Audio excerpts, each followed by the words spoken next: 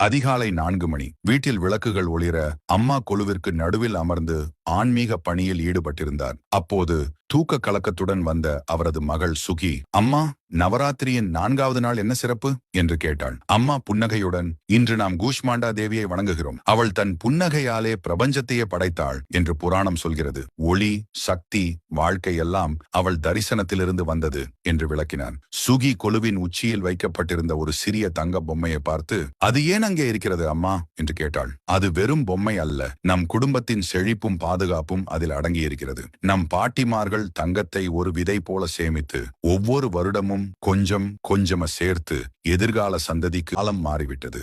தினமும் சிறிது சிறிதாக தங்கம் சேமிக்கலாம்.